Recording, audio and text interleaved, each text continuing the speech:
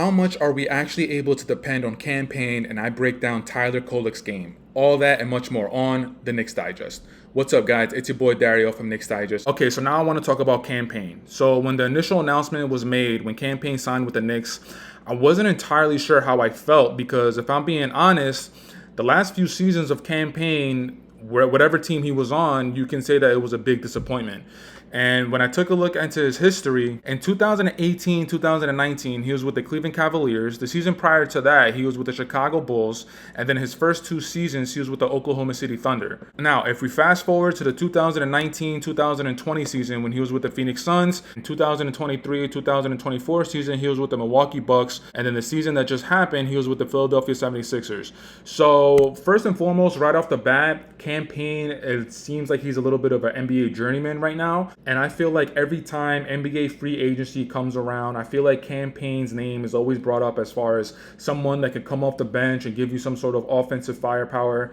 And to be honest, I feel like Cam Payne has been disappointing. And now coming with the Knicks, I feel like that's exactly where the Knicks are. I feel like the Knicks, they're looking at Cam Payne to be that backup point guard, depending on if it's going to be him or Deuce. Hopefully it's Deuce coming off the bench first and then Cam Payne, because if it's the other way around, I'm going to be a little worried. But I feel like the Knicks now are in the position that every other team, like I just went over, the Milwaukee Bucks, the Phoenix Suns, Oklahoma City Thunder, the Cleveland Cavaliers. I feel like they're in the position of they're looking for a backup point guard to give Jalen Brunson a breather whenever he goes to the bench during those minutes in the playoffs. And they looked at Cam Payne and they're like, oh, this is somebody we can depend on. But can we depend on Cam Payne? Like this past season with the Philadelphia 76ers, if we take a look, he played in 31 games. He started in 8 of those games. He averaged around 9.3 points. He averaged around 1.8 rebounds. He averaged around 3.1 assists. He averaged around 3.5 field goals made on 8.5 field goal attempts. That equates to 41.3%. Three-pointers, he averaged around 1.7 on 4.5 three-point attempts, which equates to 38.2%. But then, if we take a look at Cam Payne's playoff numbers, he averaged around 5.6 points, 1.4 assists, and 1.2 rebounds in the 5 games where they were limited by the New York Knicks. If you break it down game by game, in the first game, he had 6 points, 2 rebounds, 3 assists. He shot 2 of 8 from the field, 25%, 2 of 6 from three-point land, 33%. In the second game, the stats were pretty much identical, 6 and 2, and he shot 2 of 5 from the field, 40%, 2 of 5 from three-point land, 40%. Game 3, 5 points. Game 4, 11 points, which is definitely his biggest game. 4 of 7 from the field, 57%, 3 of 4 from three-point land, which equates to 75%. And then in Game 5, he looks like he barely played with 1 field goal attempt, and he was 0 of 1. And I'm going to harp on what I said in the beginning of the video. Cam Payne, I feel like throughout the league, is looked at as someone who could come off the bench, give you some offensive firepower, especially in that point guard position. But if you take a look at his back history and you take a look at his performances from the teams that he's been on, he's sort of been lackluster. Now, you can say that maybe Mikal Bridges actually vouched for him, seeing that he played with Mikal Bridges for 3 seasons in the Phoenix Suns.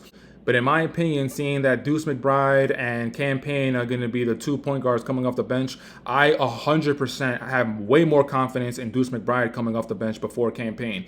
Cam Payne, I really hope in this upcoming season that the Knicks are going to be looking to use Cam Payne as that third backup point guard, because if the Knicks are expecting Cam Payne to take over Deuce's spot as that first point guard coming off the bench, I think we're in deep trouble. Of course, with me saying all this could be the season where Cam Payne actually turns it around. Being behind at this point, veteran NBA players, Jalen Brunson, Julius Randle, Mikal Bridges, reunion between Mikal Bridges and Cam Payne could definitely help his transition, but looking at Cam Payne's history, man, playing with the Phoenix Suns for 3 seasons, during those seasons, that's when Chris Paul was the leader of the team. And if Chris Paul wasn't really able to change the way Cam Payne approached his career, then I'm not sure if Cam Payne is going to show up to the Knicks as a different player. Okay, so now I actually want to talk about one of the Knicks draft picks, and I want to talk about Tyler Kolek. And this fits perfectly with the first topic, because one of the reasons why I feel like they signed Cam Payne is because even though Tyler Kolek, point guard, he's looking to back up Jalen Brunson, I feel like they picked Cam Payne because they want to ease Tyler Kolek into the rotation. They want to ease his transition from college basketball into the NBA. So they got Jalen Brunson starting point guard, and then you got Deuce and Cam Payne fighting for that backup point guard. But whoever's going to be number 2,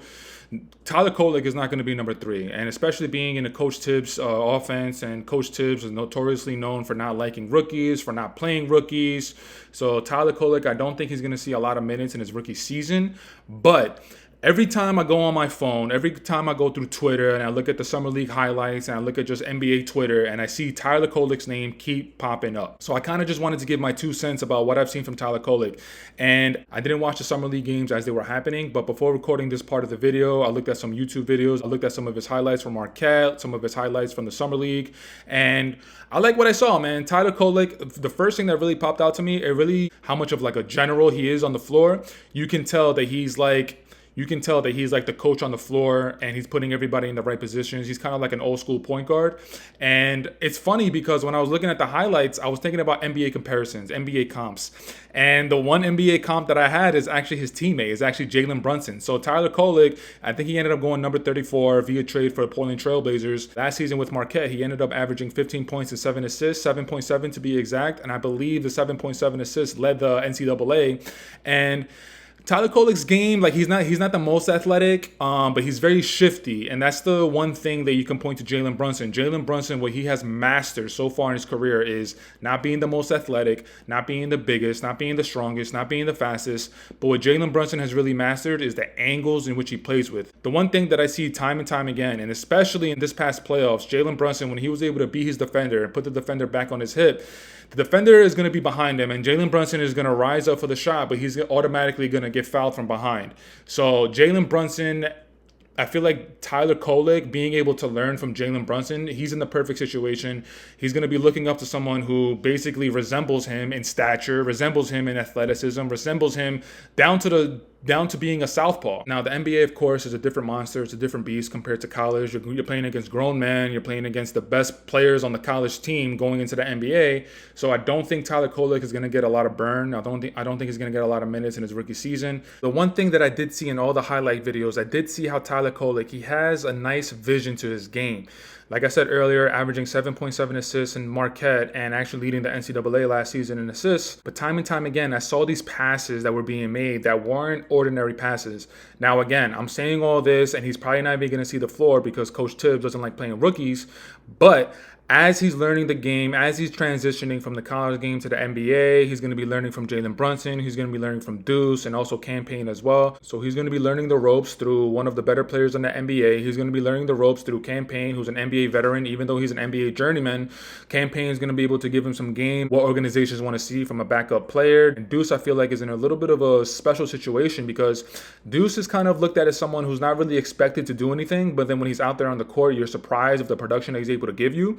And I feel like that could be Tyler Kolek's game. Tyler Kolek, maybe not in his rookie season, but later on in his career, Tyler Kolek, everyone looking at him, being undersized, being not that athletic, everybody looking at him, not really looking for him to make an impact on the game. And the next thing you know, he's ending the game with maybe 10 points, 12 assists, and Tyler Kolek is having a huge impact on the game. But guys, that's it for today's video. I want to say thank you so much for checking it out. Leave it in the comments. Let me know what you guys think about my take about Cam Payne and the Knicks signing him. And also let me know in the comments about what you guys think about my take on Tyler Kolek and the type of player that he could become, the NBA comp I gave him to Jalen Brunson. But until next time, you guys know the drill. You guys know the vibes. Taj Gibson for president. Jalen Brunson for all the MVPs. The deuce is loose. Mikal Bridges for 2024-2025 NBA Defensive Player of the Year. And until next time, I'm out repping the Knicks. Go, baby. Patrick Ewing. I'm out. Peace.